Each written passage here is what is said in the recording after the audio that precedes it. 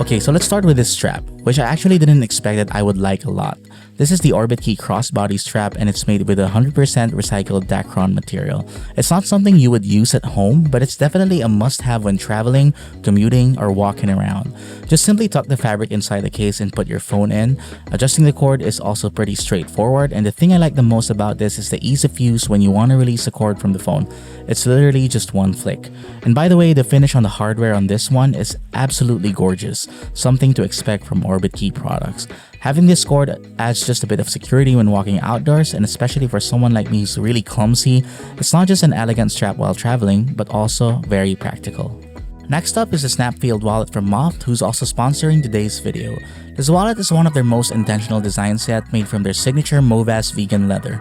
It has a soft matte texture that feels premium but still durable enough for daily wear. It also resists scratches better than most synthetic leathers, so it keeps that clean look longer. It holds up to 6 cards plus some cash and loose change, or up to 8 cards if you're skipping coins.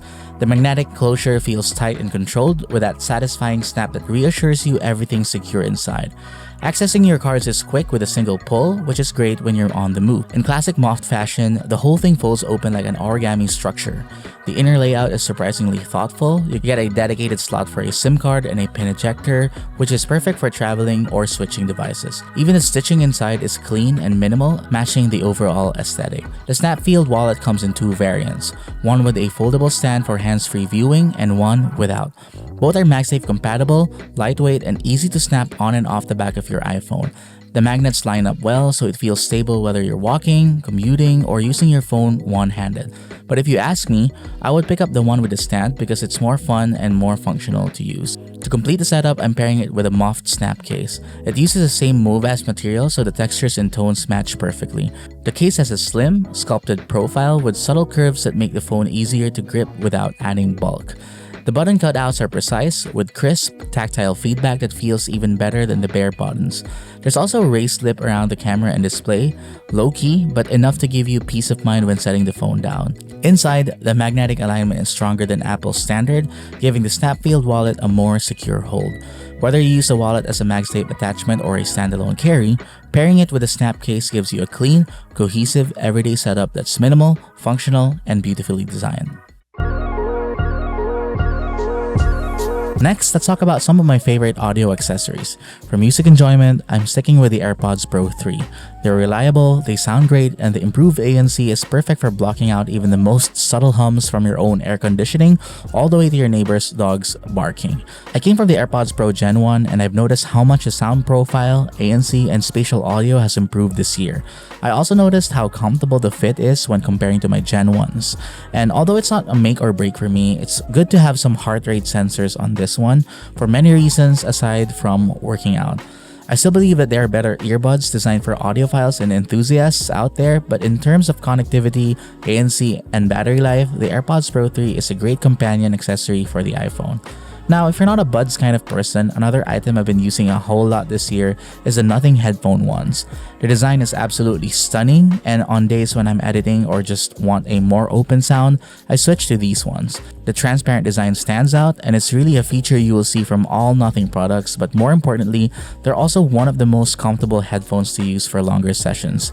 The sound profile and soundstage is wide and amazing with a pretty strong ANC, and the battery life also lasts for quite a while. With intermittent use, I was able to listen to music with the ANC always on for about 3 to 4 days straight without charging. And one thing to mention is that it's also really fun to tweak around the EQ that comes with the app. In terms of appearance, it's quite unconventional, but it gives off a fun and creative vibe to it, making it a standout choice if you want something stylish and fun to use. Now, enough with listening, let's talk about recording. This is the Ulanzi Studio A200 mini mic, and it's a pretty solid pair of portable USB-C microphones that pairs well with the iPhone. It's a wireless lav mic that records in 48 kHz, 24-bit, with low noise and 120 decibels max SPL. Basically, clean audio with real headroom. It's designed to be a quick, on-the-go microphone. For a mic this small, only 6 grams, the detail is solid. The wireless range is stable up to 100 meters, the noise reduction doesn't overprocess the signal, and the charging case gives me more than 30 hours of total use. And this is great for vlogging, documentation, content creation, and even just doing general voice recordings. Alright, so this is how it sounds like when you use it with your iPhone. Right now we are on the Voice Memos app and we have the Ulanzi A200 connected. I'm not going to do any post-processing, so we can listen to the quality of the audio straight from this mini mic. There's actually a fan about 2 meters away from me, so I'm not sure if you'll hear it with the noise cancellation on. Let me know in the comments how it sounds like.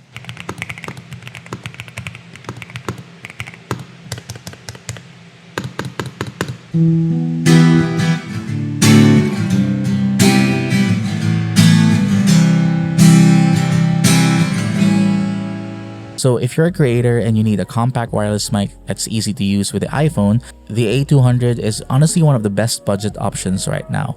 It's super simple, reliable, and the sound is surprisingly usable, even in a studio setting. Next up is the Apple Watch Series 11, which has been part of my daily carry for the past month.